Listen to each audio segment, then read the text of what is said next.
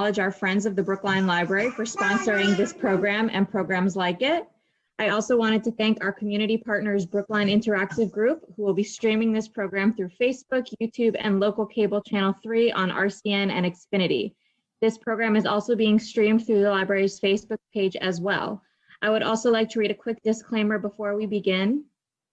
Participation in this online yoga program could result in injury. Not all exercises presented here are suitable for everyone. These exercises are not intended to substitute for proper medical care or advice. Always consult your physician before beginning any exercise program. The creators, teachers, and producers assume no responsibility for injuries from participation in this program.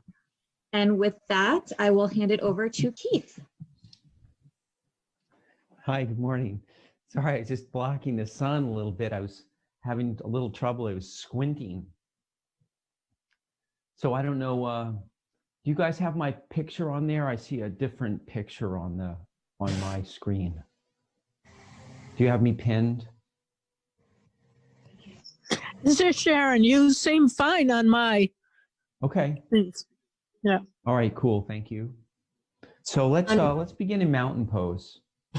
So mountain pose is really our foundational pose, whether you do it standing or seated. So we'll start seated, but if you really feel like you want to stand, you can certainly do it standing. Just make sure your balance is okay.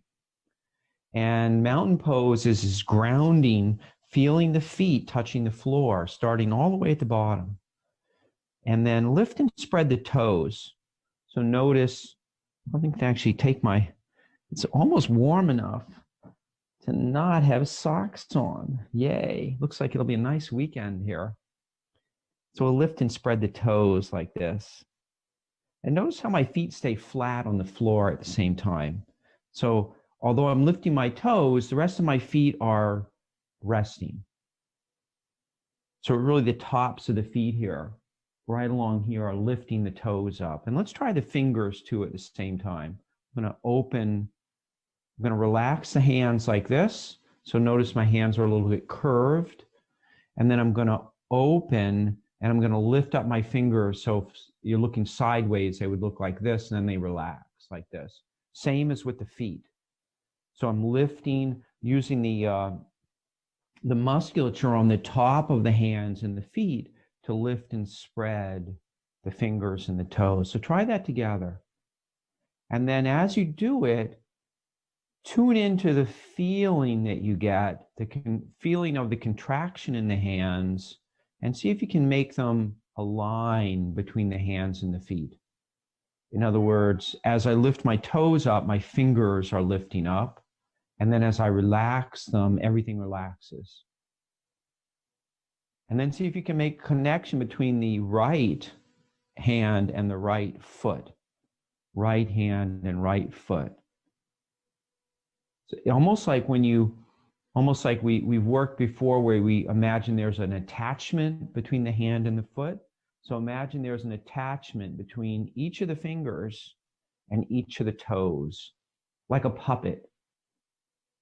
So that when I lift up, they're lifting up together. And then I'm going to do the same thing with the left. And the only reason I'm doing them separately is sometimes it's easier than doing all four at once. So we're just lifting and feeling. So we're lifting and feeling. And then try all four together. See if you can be a puppet master where you're lifting up. You've got strings on your fingers that attach to your toes. You're lifting the fingers up and lifting the toes up. So we call this type of yoga hatha yoga, which is you can lower the arms down, give them a little roll backwards. Hatha yoga is the yoga of really the body or movement. Sometimes it's defined as force or effort. And it means that we use our body as a vehicle to unite everything that's happening with us. So that's body, mind, and our spirit as well. Whatever that means to you. And all those things may mean something slightly different to everyone. And then we're rolling the other way if you haven't changed directions. When you roll the shoulders, think about keeping the sides of the head and the neck soft. So the neck is not tensing when I lift my shoulders up. And the arms are actually kind of loose. They're just resting on the legs. So I'm just using the musculature right around the shoulder joint. And we'll do that a lot in our practice today. We'll focus on very specific parts of the body, making sure we keep the other parts of the body relaxed. And that's another thing about yoga, is that we focus, we use our mind to focus ourselves in a particular part of the body. So ultimately, hatha yoga, this focus on the body, this feeling the body and being in touch with the body, becomes like a meditation. And that everything else sort of dissolves around it because you're focused on feeling what's going on. And one of the big ones, of course, is our breathing. So please go ahead, and if you want, well, remember, you sit up, let's sit up nice and tall first. So we've got our grounding in the feet that we were working on, and I'll turn sideways. The knee is over the ankle, so this is a 90-degree angle. And notice my thigh is parallel to the floor. So if you are short, you might need to put something under your feet to make the thigh parallel. And if you're tall and you end up, so if you're really tall, I'm not, but if you're tall, you end up with the knees sticking up like this, unless your chair is really tall, taller than normal. So if you're tall, you might want to sit on something. And then also the hips, the knees, and the toes are all pointed straight ahead. So I'm not turning my feet way out or turning them in. And if you need to for balance, feel free to walk the feet a little bit wider than hip width. Sometimes that provides a little more stability. So we have that triangular shape between the feet and the buttocks. And that's our stability when we sit. It's the same when we stand, by the way. So for anybody who's standing, I'll stand for a moment. And of course, you're welcome to join me if you want, or you can stay seated. They're both good ways to practice. And if you're standing, the triangle is just a little different. It's a taller triangle, but it's still there. And then sitting up nice and tall and extending the spine up. We can help the spine to extend, or we can learn to better extend the spine by using other parts of the body. So we can think about lifting the front ribs here. So you can even find your ribs. So you've got your belly, and you can come up until you get to the bony part, and we lift our ribs. And it is, my fingers are just barely touching the ribs here. So I'm not, there's no pain or discomfort here. It's just a little lifting. The idea is we get this micro movement of lifting the ribs up, and that micro movement helps to lift and extend the spine. And of course, the spine, extending the spine is small. The movements are small, because there's not that much room between the vertebra. There you have the discs, you have the vertebra, and you have the discs in between. Even when you use the muscles to pull the vertebra apart, there's only so much they go.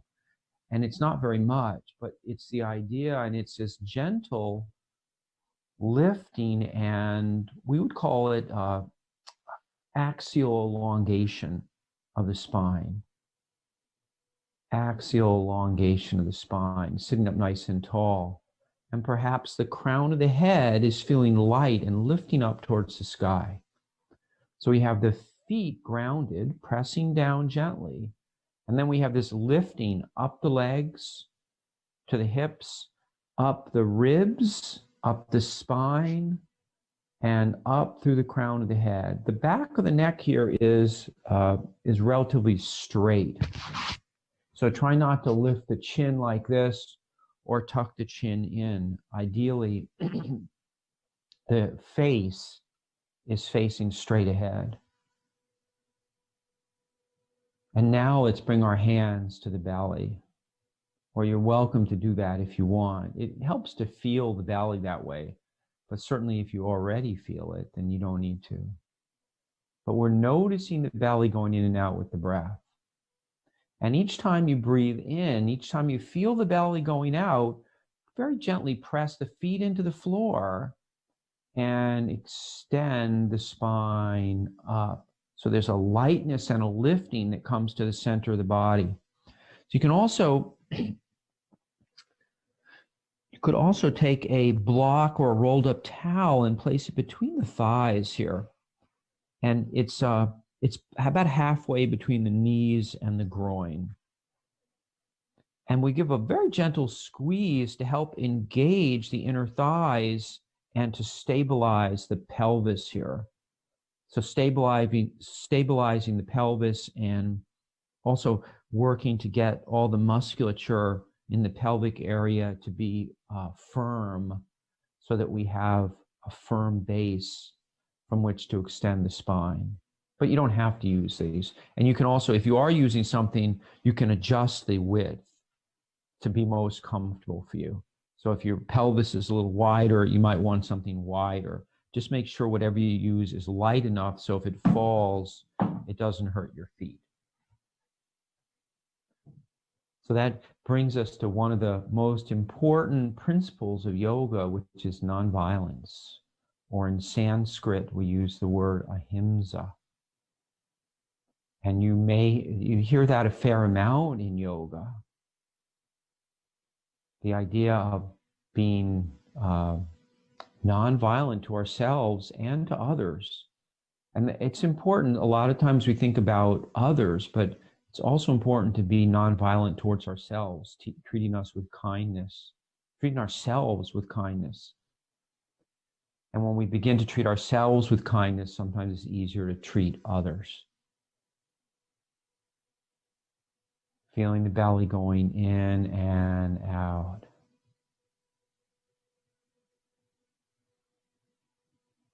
And one more thing before we do our more active part of the practice, I'm going to start with a sound. So just to listen and to use the listening as a tool to focus our attention. So this is our signal to really begin our class, to focus our attention.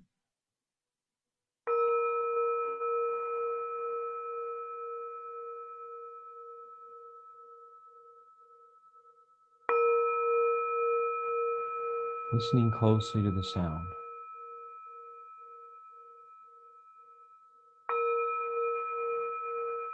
Tuning in fully with listening.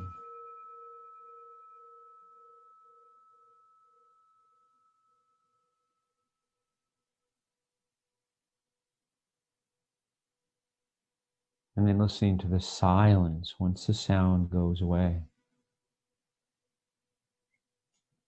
A really nice part of the listening is when it disappears, the silence. And let's bring our palms together and we'll inhale and circle the hands around. Circling the hands around. The hands are riding up on the breath. So as we inhale, the hands rise up. So the hands are actually following the breath. Hands are following the breath up. And then the palms are circling around. And then they come together. And feel free. So you could also, if anybody's still standing, you could do this standing. So if you're tired of sitting, feel free to stand up. But it's really these positions are really your choice. And it's nice to vary our position. So varying the position means that the muscles and the bones aren't always in the same alignment. They get a chance to move into a different alignment And that's actually good for our posture. It's good for movement. And then we're going to go the other way. We're going to release the hands down. And then as I inhale, my palms float up and they come together. And they float down. So you're welcome to make the circles really large and reach way up if that feels comfortable. Or for some people, the shoulders won't allow that. And it's okay to make this sort of a circular motion as well. Keeping the shoulders relaxed. So the important part is no matter whether I'm reaching way up or I'm not reaching as high, I'm keeping my shoulders relaxed. With my shoulders relaxed, I can keep the face relaxed. I can keep the eyes soft. I can keep the jaw released. So we talked before about these musculature, the muscles in some part of the body are moving or working and others are relaxed. If we end up, and it's very common because we're human beings, and it's very common for us to retain tension when we don't mean to, particularly in the neck and the shoulders, and also down in the pelvis, the pelvic area.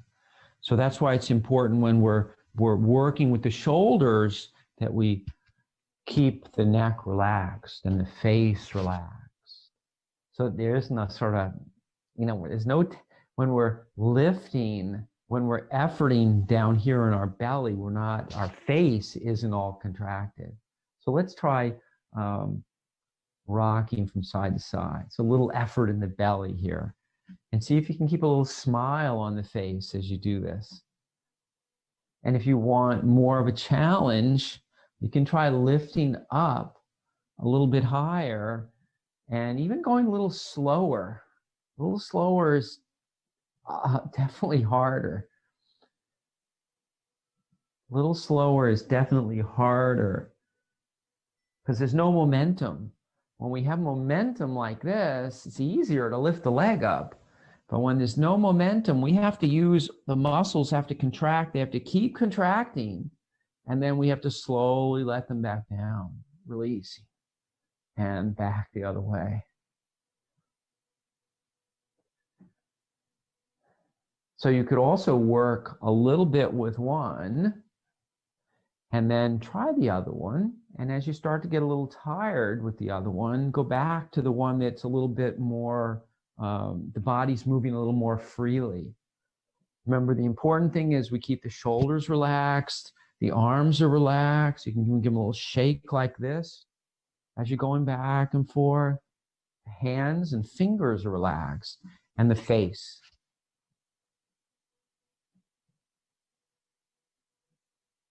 And then let's come back and let's warm up the joints. We're going to open and close the hands like this. And if you want, feel free to do the toes again. This isn't quite exactly the same movement, but it's similar. You can open the fingers and then close, and notice how my toes lift up. And then they open, my toes go flat. Back and forth like this. Hands are soft, or the palms are soft here. So I keep them relaxed. Trying to encourage the blood to come into the extremities with all these movements. So this might be something that you might do in a Tai Chi class, this opening and closing the hands without over-efforting. And if you've taken a Tai Chi class before, you'll notice oftentimes sometime during the class or when you're done with it, everything feels warmer, especially the hands and the fingers. And then go ahead and circle the wrists around.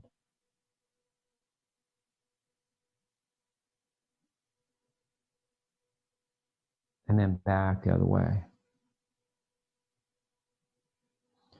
And if you're standing, please go ahead and sit down. We're going to do the ankles now too. So you may want to use the back of the chair here for support. There's nothing wrong with that. The idea is we always want to be maintaining our length in the spine. And if you're using the back of the chair, it does that, then good for you. That's good. And we're going to lift the feet just a little off the floor and circle the ankles. And see if you can keep them in sync. And then you can even add the hands to it or the wrists like this. Keeping them in sync. And you can even vary the speed. Go a little faster. Let's change directions. So you can start off slow, and you could slowly increase the speed.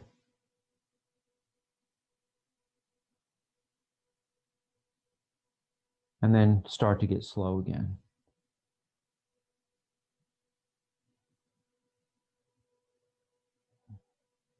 And you might notice that as we concentrate on all these things, everything else falls away.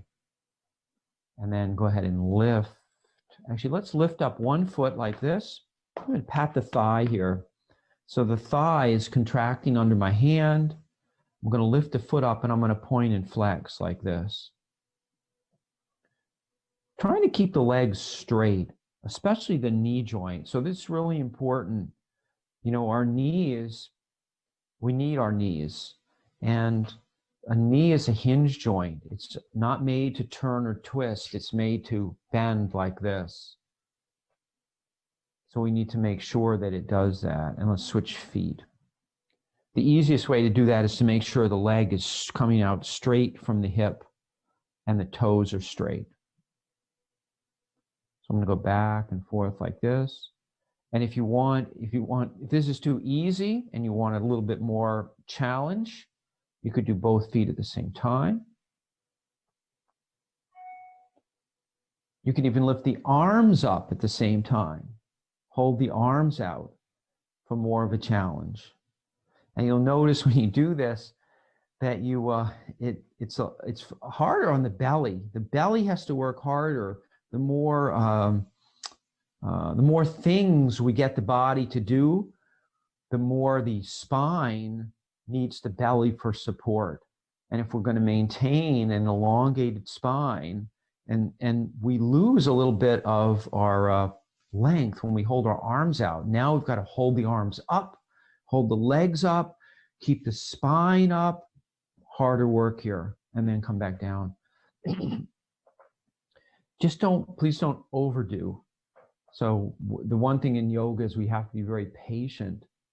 And, you know, some days we can do more than others. And if we keep practicing regularly over time, we'll be able to do more. So sometimes people get impatient, and I guess that's one of the yoga practices is patience. Hopefully it teaches us patience. And let's lift and extend the leg. And also we're flexing the foot. I'll turn sideways so you can see. Flexing the foot is, notice how the toes are coming back, the heel's extending away. So there's this lengthening on the back side from the buttocks down the back of the leg into the heel. So this exercise is particularly good if you're stuck at a table somewhere. You're eating dinner with someone. You have to be at a table. You have to use your computer, whatever. And if you're like this for, I don't know, half an hour, an hour, I mean, if you're at a long dinner, it could be a couple hours. We need something to help loosen up the hamstrings on the backs of the legs. So you could do this exercise, assuming you have room underneath. A lot of times you do. Just make sure you don't kick your neighbor. And also no one will notice. If you sit up with good posture and you do it slowly, no one will notice unless you kick them. They might even notice that there's a smile on your face when you do it. And if you can't go all the way up, that's all right. But notice that when we straighten the leg, we take the bend out of the knee. So the hamstring gets stretched, and the calf muscle too back here gets stretched. We also get to dorsiflex the ankle. So this part right here, a lot of times we lose mobility there. And we need to be able to bend the foot back. If it doesn't bend back very well, it's it affects our balance and our ambulation. So sitting up nice and tall, let's slide forward. And we're going to do some circling. So this is another one where spreading the feet a little further apart, and maybe for this one, even turning them out slightly. Notice they're only turned out a little bit. Helps with broadening the base underneath me so that I can feel more supported. And actually, I am more supported. I can lean forward more without falling out of the chair. Please don't fall out of your chair. If you feel like you're going to fall out of the chair, move the feet a little further away from the chair. And notice that I'm actually sitting way away from the back of the chair. So I have room when I come back to lean back without bumping into the back of the chair. So I don't want to bang into anything. If you do need support with the back of the chair, slide back until you can very gently land on the back of the chair, slide across, and then come forward again. The circles will be, these circles like this will be smaller then, but we don't really want to bang on the chair, but it's okay to slide across it. So we want to practice ahimsa. So not banging our bodies up. Our bodies get banged up enough. Just in everyday life, there's always a little something that happens. We get banged, we run into something, we stub our toe. I mean, those things are going to happen. And we're still circling. And as you circle, feel the movement underneath you. And what I mean is that there's the weight of the body is moving in a circle underneath, so that as I come forward over this foot here, my weight in the foot is more. And then as I come over to the right, to this side, now my weight's less over here and it's more here, and then it's more in this buttock over here, and then more in this buttock. So see if you can feel the weight shifting, follow it moving, that extra weight moving from one spot to another, or really there's really 4 main spots, each foot and each buttock. And then go back the other way and the same thing. See if you can follow the weight moving. If you need to go slower, that's okay. If you need to go slower and smaller circles, because in the beginning that might make it easier to feel what's moving underneath you.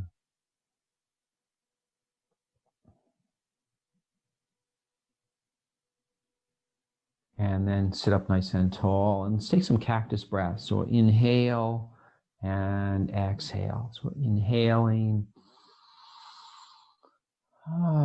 Feel free to give a sigh if you want. And you can adjust the height of the arms. The elbows no higher than the shoulders, though. We want to keep the neck and the shoulders relaxed if we can. So you could work down here, or you could work up to the shoulders with the elbows, or you could go in between. I think we've done this before. Let's try this. This can be a little fun. We'll open, and then as we come back, we'll drop the shoulders slightly, and then we keep so essentially the arms are moving slowly with the opening and closing like this. So we get sort of an S shape or a snake like this with the arms. So it's back and forth. And now the same thing coming up. So we're opening and closing the elbows, or descending the elbows. They're going back and forth like an S. So if you imagined your hands moving in an S shape, that's the same idea. And then give yourself a little hug like this. So either elbows, upper arms, or if it's okay, if it's accessible to you, you can rest your hands on your shoulders like this. And take a breath. And then release and roll the shoulders a couple times. Do some swimming. So remember, these are all for the joints. This is particularly important when it gets colder out. So when it's colder, it's more important to, it's really important. It's always important to warm up. It's more important to warm up when it's cold, because the blood, it tends to go into the internal part of the body. So the muscles don't get as much blood, which means they're not as warm, which means that they're more likely to hurt them. So we need to make sure that we do a nice warm up. And I like it. I like this feeling of, I know it's not really swimming, but I used to like to swim.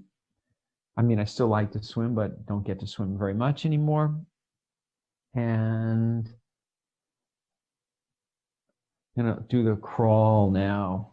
When you do the crawl stroke, go ahead and reach across, out, across, down the opposite leg, letting the belly turn. So you want the belly to turn. You can even bring your feet in a little bit if you want.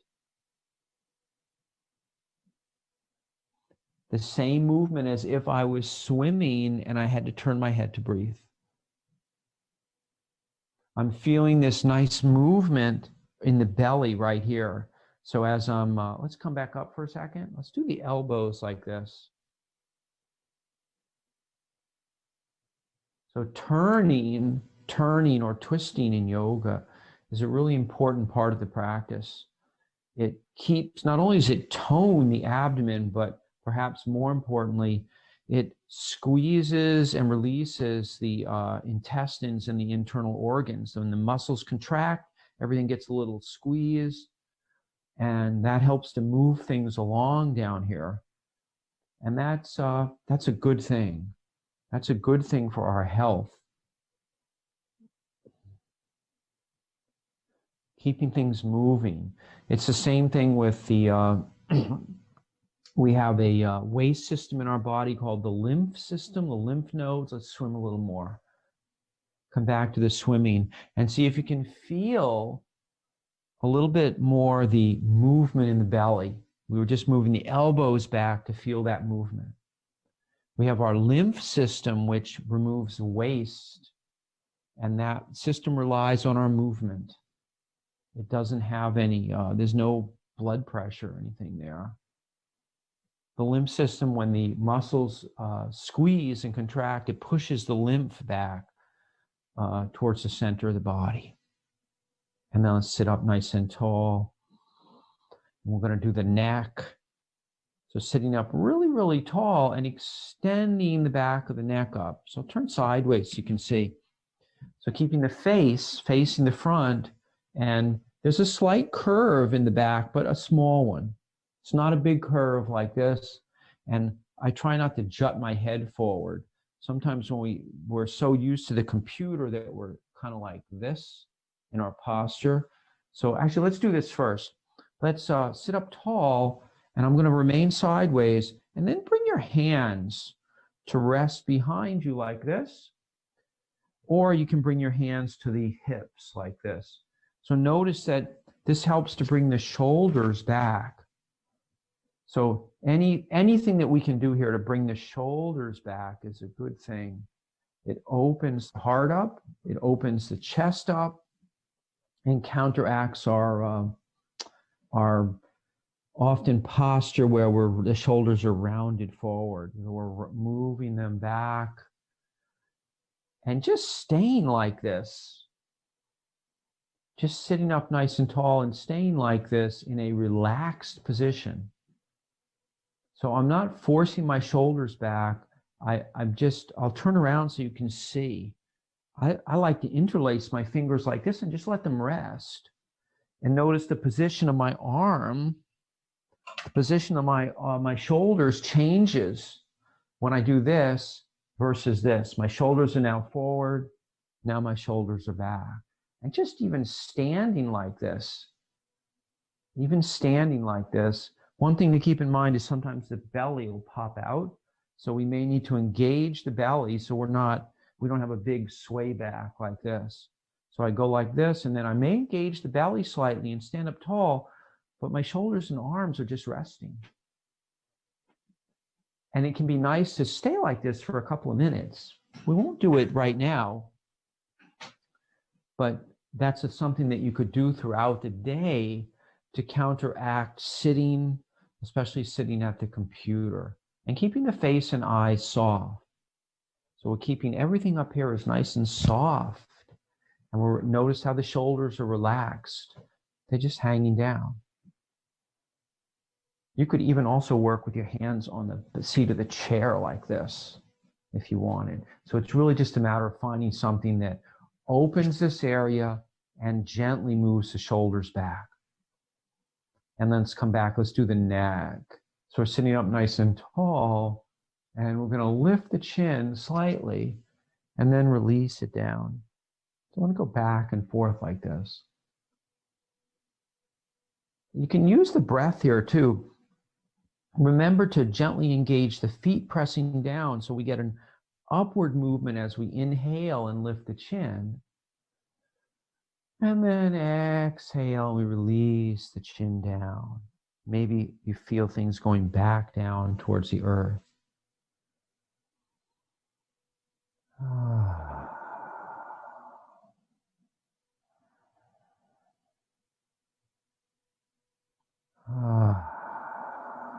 So the neck is still kind of soft here. It's relaxed, even though the chin's moving up and down a little bit. And notice I'm not going very fast. I want to give the muscles a chance to adjust, especially when I get to the end. I want the muscles back here to feel like they're getting a chance to just relax and stretch. And then I'm going to go to the side next, releasing the head. As I let my head tip, the weight of the head is going to do the stretching on the muscles up here.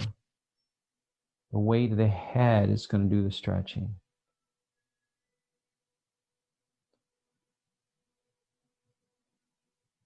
So I'm not forcing my head over. Could also make a pillow with your hands. That can be really nice. I actually prefer this exercise with the pillow because it really lets the relaxation happen in the neck. And also I feel it in the upper back when I do this, around just between the shoulder blades on one side. And anytime you can relax in a position and feel some gentle stretching, you probably need that. These are not extreme positions. So we're not forcing the body into an extreme position where we get a stretch. We're letting the body be in a fairly natural position and then letting the stretch happen, letting the softening happen. And then we're going to come back up and we're going to turn the head. Actually, before we do that, let's massage the ears. So this helps to turn the head, to massage the ears. I'll move a little closer so you can see. Massaging. So massaging and gently tugging at the ear. No pain here, or even discomfort. This is not hurt. If it hurts you, you're doing it with too much vigor. It doesn't hurt. It shouldn't hurt anyway. And if you can't find a way so that it doesn't hurt, please don't do it. So that's one of our rules. If yoga has rules, one of the rules is that we don't do things that inflict pain. If you're used to the no pain, no gain, that was not yoga. It was probably not the best advice unless you're in the military. And sitting up nice and tall. And now let's turn the head. And this can be a nice one to close the eyes. Actually, all these neck exercises, it can be nice to close the eyes. And not worry, I don't care how far I'm turning. I want to feel ease. I want to feel like things are really easy to turn. Things are really, really easy turning back and forth. And then the final one is circling like this.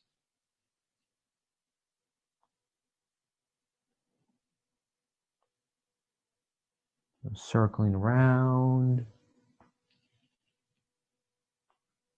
Notice my circles aren't too big, and I'm also not leaning my head back very much. And you can experiment about how far, how big the circles can be. But remember, start with something that you know is comfortable, and then if you're going to experiment, you just add a little bit. And you try that for a while. You know, maybe a few days, maybe a few weeks. And then if you want to experiment a little bit more, you can go from there. So yoga is like that, actually. Let's go from side to side. Yoga is really like an experiment. And you know, one of the most famous, or a very famous Hatha yoga person was B.K.S. Iyengar. And he's known, he wrote a book called Light on Yoga back in, I think it came out in the late 60s. And they used to call him the rubber man of India. He's no longer with us. But he was a big experimenter. He used all kinds of props. He made up all kinds of techniques, or he expanded on all kinds of techniques as part of his experimentation. And I mean, he's a very interesting person, and there's many interviews with him on YouTube and various parts of the internet if you're interested. But Light on Yoga, you'll see he was quite flexible and sitting up nice and tall. And take a couple of breaths here. Let's do some cactus breaths. Inhale and exhale. And you can add a hug to it if you want. Inhale and exhale. Let's do a few more of these. See if you can find some gracefulness and ease here. So as I'm doing these, I'm actually not even hugging myself. I'm just sort of going into the position, my hands gently touch, and then I'm opening back up again. Almost like this swinging, this swaying of the arms, and feeling graceful here. Almost like a bird flapping its wings. Make sure that you change the which arm is on top, though, if you're gonna cross over. So we alternate which arm is on top. One time it's the right, and then the next time it's the left. And let's hold the arms out. We've been working on eagle arms. Let's hold one arm out, and then we're going to bring the other arm under like this and take a couple of breaths, relaxing the shoulders. So you can work here anywhere from the hand, and I'm holding right behind the elbow on the upper arm. But if that's uncomfortable, you could also hold under the forearm. I'm working to bring the elbows like this. So that's my first part of eagle arms. And of course, the arms go up like this afterwards. But this is sort of an introduction. So I start anywhere along here. And I take a few breaths. And notice, I'll turn around so you can see. You could do this standing too, by the way. So if you're tired of sitting, you could stand and do this. I'm going to turn around so you might notice how the shoulder blades are moving apart when I do this. And that's part of eagle arms. The chest ends up being kind of compressed, and the shoulder blades are apart. So it's the opposite of this. Shoulder blades are together, and here the shoulder blades are apart. And then release the arms down. We're going to do the other side. So we want to so the reason that we're doing this movement here is when we get more movement in the shoulder blades back and forth, the thoracic spine, these vertebrae between the shoulder blades are able to move a little more freely. So we're often, because of the way we live, we're often a little stuck between the vertebrae in the thoracic spine don't move so well. So let's see, so we hold the other arm out, and then we bring the other arm under somewhere. So we want to find a place where we can be relaxed. The shoulder can be relaxed. You can even let the arm come down a little. So if your shoulder is all bunched up because of your arm raised up, lower the arm down until it's not bunched. So we want space between the ear and the shoulder. And then we're going to stay here for just a few breaths. And as you exhale, relax the shoulders. As you inhale, think about extending the spine up, but keeping the face relaxed and the shoulders relaxed. There can be a tendency to lose our length in the spine. We need to keep reminding ourselves. And then go ahead and come back down. Let's roll the shoulders. So we're going to do the other side again. And then this time we'll cross the arms over, or you can continue to work with what we just did. So we're bringing the elbow under, and then if you're able to, you can do this. You can also work with I just have a little kerchief or a handkerchief here, whatever you want to call it, bandana. And so I think it was like this. And I can use this as a way to hold on to something. And relaxing the shoulders. So it's very important to soften the shoulders, relax the face and eyes. Very important to soften the body, even as I extend the spine up. Sometimes as you extend the spine up, you'll notice that you get more of a stretch in these other areas without doing anything. And that's really a release. And that's a demonstration of how everything's interconnected. All the musculature and the fascia systems in the body all pull on each other. And so when we extend the spine up, it pulls on the other areas.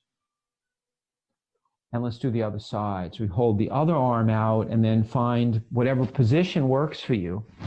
So for your eagle arms again, you could also just rest and breathe. If you're tired of doing eagle arms, you could rest and breathe.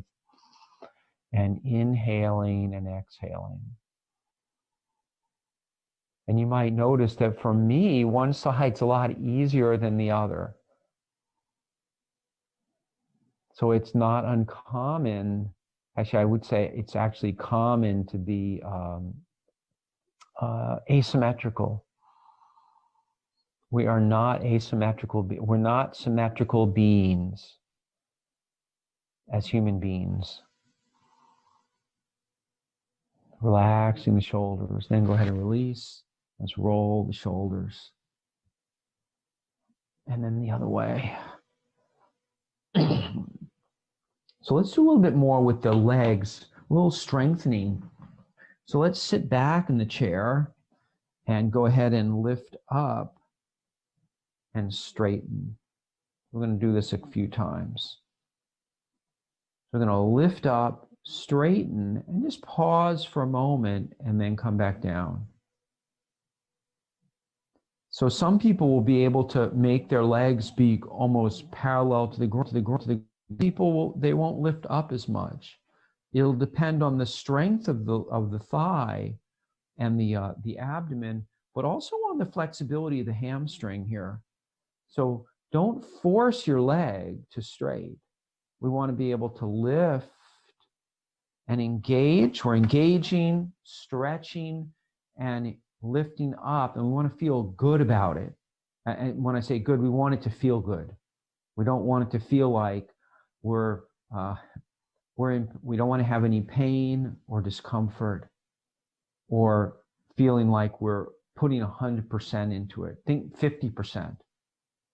Think 50%. So it would be better to do 10 of these at 50%. And if you wanted to, you could always repeat them later in the day. So some of these strength exercises are, if you can do it, remember to do them twice a day, even for just a minute or two. Maybe not even a minute, maybe just do 10 of them.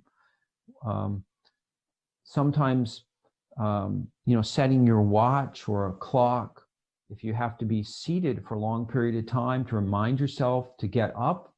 I know that's a little trick that they often recommend for better posture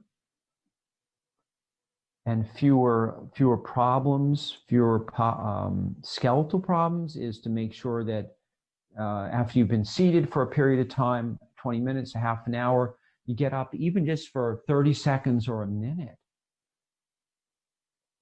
And let's all stand up if you want to stand up, or you can stay seated. We're going to do mountain pose standing, or you can do mountain pose seated.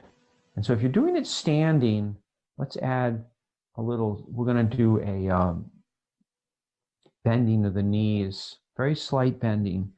So notice, I'll turn sideways so you can see. Notice my knees don't go past my toes. So when I look down, I see my toes. So I want to be able to see my toes. So it's a slight bend in the knees. The weight's moving back into my heels a little bit more, but without falling backwards. So I still want to feel stable on the feet. And if you need to, please use a chair. You could also use 2 chairs. You could have one behind you in case you need to sit down. And the other one is, you can have it in front, rest your fingers on it like this. And if you're seated, you'll do an isometric contraction. So things aren't really going to move, but you'll press the feet and you'll feel the quadriceps pressing down or shortening. They'll become more firm. And then we relax. And then I press and relax. You might notice, you might be able to see that my knee goes back slightly. There's a contraction here. So this area shortens when there's a isometric contraction, but it's very small. So this is a really good exercise to do if you can remember to do this a few times during the day. Just even a few times, you can walk up to your kitchen counter like this. This is my kitchen counter, and I could just do a few bends like this. We used to call them knee bends, I think. And people used to do deep knee bends, which probably weren't the best thing for our knees. Unless you have a lot of support from the buttocks, unless you have a really good, really strong muscular system down here, deep knee bends is really hard on the knees. I don't recommend them. And let's step back and forward. So this is another exercise that you could do on your own. And this is another one you can do at your kitchen counter. Rest your hands on the kitchen counter and just step back. You can't really see it because my pants are too loose, but my buttocks here is contracted. It engages, and then it releases when I step forward. So now it's soft. So it contracts. I press the heel back. I extend the back of the leg, and then I come back. And I'm going to switch sides. So I step back. And I'm also standing up tall. So there can be a tendency to collapse over like this. Try to avoid that. We want to keep the length. So we want to keep our good posture. So so our mountain pose is like this. So this is mountain pose with the legs stepping. Think of it that way. My mountain pose is still there. And if you want more of a challenge, you could always lift the arms up when you step back, or one arm like this, like a dancer. So I like that pose a lot. And let's do, before we sit down, let's do just a little balance pose. So remember, you might need your chair like this. We're going to do a crane pose.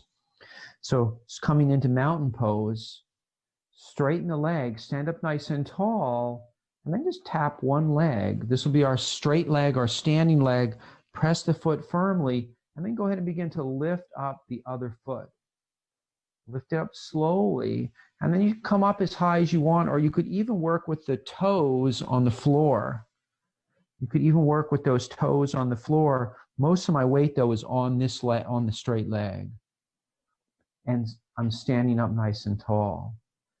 So sometimes even just the fingertips on here can make it easier to lift off to get and keep the length. So we want to keep our length here. So we're lifting up, keeping the length and extending at the same time. You could even work with one finger. So there's all kinds of ways that you can practice. And let's do the other side. Let's come back down. There's all kinds of ways to practice here. And let's see. So we were doing the, this will be my straight leg now. And I'm going to stand up tall and then lift up the heel and then lift up the foot. And you could even vary. You could hold your leg, your foot up like this, or you could touch and go too. So if you're familiar with Tai Chi, there's some exercises in Tai Chi that usually the foot's out like this, but it's that same idea. It's that the weight is shifting. The weight is shifting a little bit from the ball of the foot and then into the leg, and then a little bit back into the ball of the foot. It's good practice too, that shifting of the weight. So let's all sit down, please. The shifting of the weight is a really important part of balance. If we can shift the weight slowly from one foot to another, and we can learn to do that with practice, it's going to help our balance. And so I recommend, I don't know if anybody does Tai Chi, but that's a great practice, especially as we get older. It's not as hard on the joints as some things. And let's sit up nice and tall and take a few breaths. Let's do some cactus breaths. And exhale. So we'll complete our class today like we've been doing with the class ending, the formal part of the class ending right at 11:30, and then you're invited to continue your own Shavasana practice after that at home. Just turn everything off and just continue with your relaxation and breathing for 5 or 10 minutes, ideally. So a 10-minute Shavasana is really nice. It's a really nice way to complete a class. And most people feel a lot better after they do a Shavasana like that. It just makes us feel better. We could all use that right about now. So sitting and breathing, feeling the breath, feeling the belly, relaxing the shoulders, softening the eyes.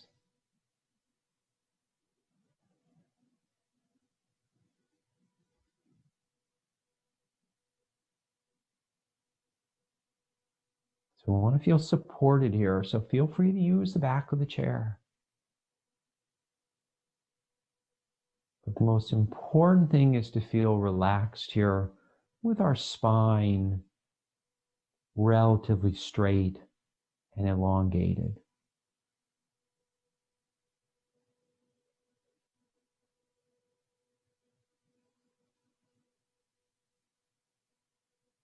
Feeling the belly going in and out with the breath. And each time you exhale, allowing the body to relax a little bit more. Perhaps beginning all the way up at the top of the head and relaxing up there. And then softening the eyes. Coming just down the body like a gentle shower. Coming down the body and softening as you come down. So using the visualization to bring our mind's eye to each part of the body as we come down, and allowing to think soft, relax, release, let go. Any of those words help to encourage our body to be more relaxed.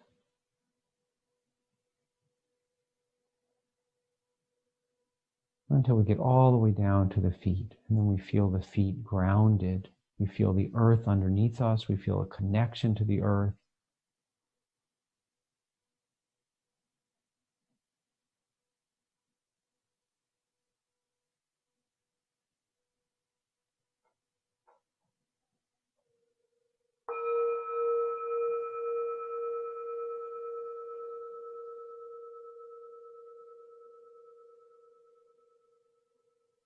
And thank you for coming to our class today. Please continue your Shavasana on your own. And I'll see everyone next time. Namaste.